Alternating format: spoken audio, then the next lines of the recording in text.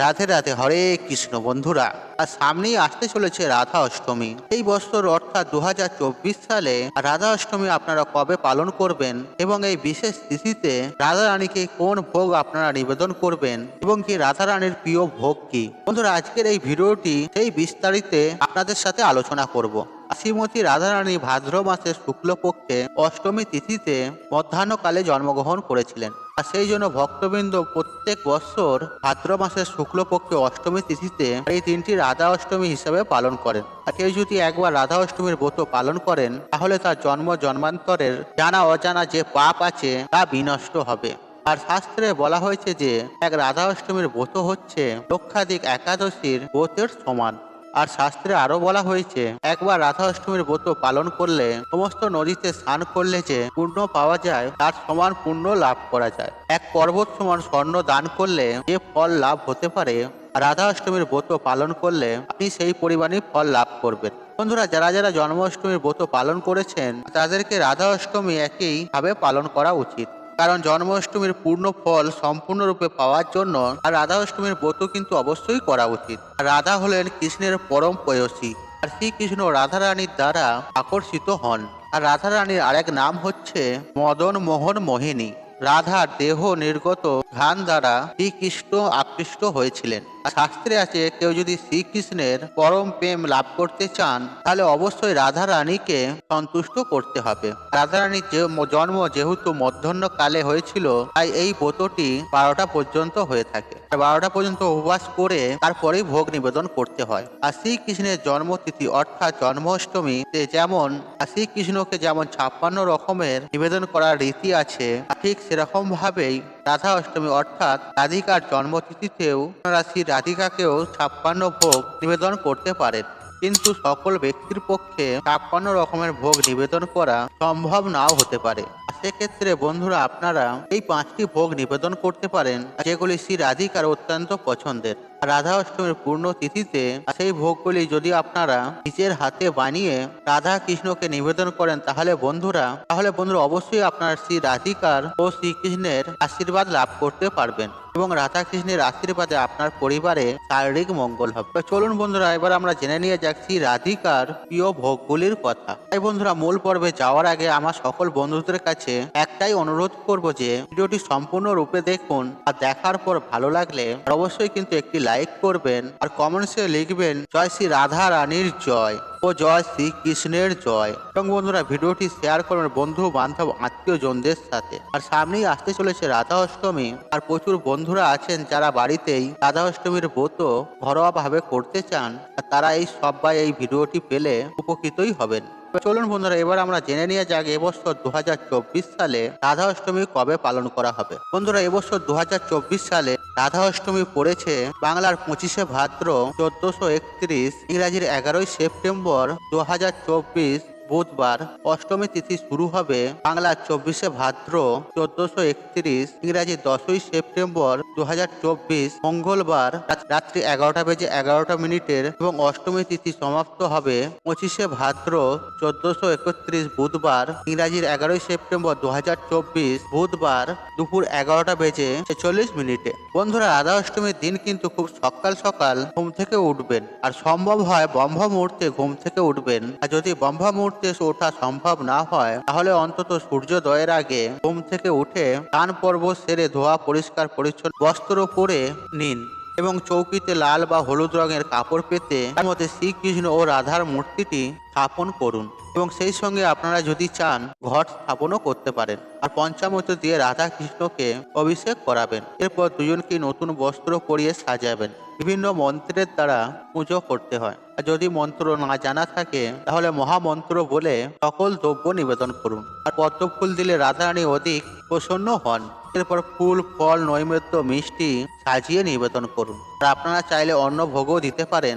রাধারানীর প্রিয় ভোগ হচ্ছে দই আরবি। প্রচুর মুখী দিয়ে তৈরি করা হয় এই দই আরবি। বন্ধুরা, আপনারা অবশ্যই রাধা অষ্টমীর তিথিতে রাধারানীকে দই আরবি ভোগ নিবেদন করবেন। এর জন্য কচুর মুখিগুলোকে ভালোভাবে ঘি দিয়ে ভেজে নেবেন। তারপর মশলা সহযোগে এবং টক দই সহযোগে এই কচুর মুখিগুলো নিজের হাতে রান্না করবেন এবং রাধা রানীর কাছে ভোগ হিসেবে নিবেদন করবেন। বন্ধুরা, এই দই আরবি ভোগটি রাধা রানীর অত্যন্ত প্রিয় ভোগ। আর এই ভোগ ছাড়া রাধা রানীর পূজা কিন্তু সম্পূর্ণ হয় না। তাই বন্ধুরা, রাধা অষ্টমীর তিথিতে আপনারা যদি 56 ভোগ নাও দিতে পারেন, রাধা রানীর অত্যন্ত প্রিয় এই ভোগটি দই আরবি দিতে কিন্তু ভুলবেন না বন্ধুরা। দ্বিতীয় যে ভোগটি রাধারানী অত্যন্ত পছন্দের, আর সেটি হচ্ছে রাবড়ি। যেমন গোপাল সোনার অত্যন্ত পছন্দের হচ্ছে মাখন মিশ্রি, ঠিক সেরকম ভাবেই রাধারানীর পছন্দের অত্যন্ত প্রিয় ভোগ হচ্ছে রাবড়ি। আর এই রাবড়ি বানানোর জন্য আপনারা গরুর দুধকে খুব ভালোভাবে জ্বালিয়ে নেবেন। খুব ঘন করে জ্বালিয়ে অর্ধেক পরিমাণ করে নেবেন। তার মধ্যে সামান্য মিছরি, একটু কেশর এবং কিছুটা ড্রাই ফ্রুট দিয়ে আপনারা খুব সহজেই ঘরে বানাতে পারবেন। এবং অবশ্যই এটা রাধা অষ্টমীর দিন নিজের হাতে বানিয়ে রাধা রানীর কাছে নিবেদন করবেন। বন্ধুরা, তৃতীয় যে ভোগটি রাধারানী অত্যন্ত প্রিয়, আর সেটি হচ্ছে মালপোয়া। আর সাধারণত দুধ, সুজি, চিনি ইত্যাদি ভালো করে মিশিয়ে তার মধ্যে সামান্য ড্রাই ফ্রুট, নারকেল কুচি এবং সামান্য ছোট এলাচ গুঁড়ো দিয়ে মালপোয়া তৈরি করা হয়। তাছাড়াও অনেকে কলার মালপোয়া বা তালের মালপোয়াও বানিয়ে থাকে। বন্ধুরা, মালপোয়া যেভাবেই বানান না কেন, মালপোয়া কিন্তু রাধা কৃষ্ণর দুজনারই অত্যন্ত পছন্দের। তাই বন্ধুরা, এই রাধা অষ্টমীর তিথিতে মালপোয়া কিন্তু বাড়িতে বানাতে ভুলবেন না। বন্ধুরা, চতুর্থ যে ভোগটি রাধারানী অত্যন্ত প্রিয়, সেটি হচ্ছে সিমুইয়ের পায়েস।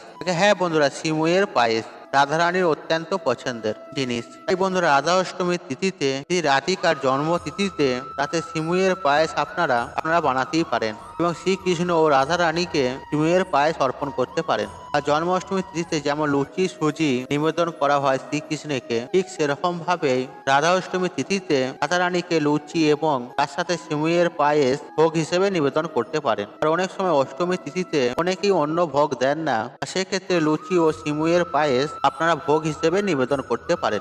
এরপর আপনাদের বলে দেবো পঞ্চম এবং সর্বশেষ যে জিনিসটি ছাড়া রাধা অষ্টমীর ব্রত বা পুজো অসম্পূর্ণ। এই জিনিসটি আপনারা অবশ্যই জোগাড় করবেন রাধা অষ্টমীর তিথিতে রাধা রানীকে নিবেদন করবেন। তার আগে বন্ধুরা, আমি আপনাদেরকে বলে দেবো রাধা অষ্টমীর ব্রত পালনে কিছু নিয়ম বিধি আছে, সেগুলি অবশ্যই মেনে চলতে হবে। রাধা রানীর জন্ম মধ্যাহ্ন সময়ে হয়েছিল, তাই উপবাসের সময় দুপুর 12টা পর্যন্ত রাখতে হবে। রাধা অষ্টমীর আগের দিন নিরামিষ আহার গ্রহণ করতে হয়, একে সংযম বলা হয়। এবং সংযমের দিন সন্ধ্যায় সংকল্প ও রাধা রানীর অধিক বাস দিতে হয়। অধিবাসে বিভিন্ন মাঙ্গলিক দ্রব্য রাধা রানীকে দর্শন করাতে হয়। বন্ধুরা, রাধা অষ্টমীর দিন খুব ভোরবেলা শয্যা ত্যাগ করতে হয় এবং এই দিন বাড়িতে কোনো রকম ঝগড়া, অশান্তি, কলহ, বিবাদ ইত্যাদি করবেন না। আমিষ খাওয়ার সেদিনে আপনারা খাবেনও না এবং বাড়িতে ঢোকাবেনও না। এবং সেদিন বাড়ি থেকে খালি হাতে কাউকে যেতে দেবেন না। আপনার সাধ্য সামর্থ্য মতো তাকে খাদ্য, অর্থ ও বস্ত্র দিয়ে তবেই ঘর থেকে বিদায় দিন। বন্ধুরা, সেদিন পশু পাখিকেও আঘাত করবেন না, যতটুকুন পারবেন তাদেরকে খাবার দেবেন। এই অষ্টমী তিথিতে গোমাতার ও গোশালারও পূজা হয়, তাই আপনার বাড়িতে গোমাতা থাকলে অবশ্যই তার পূজা করবেন এবং বাড়িতে যদি সেদিন গরু কোনো আসে তাকে কিন্তু অবশ্যই কিছু খাওয়াবেন।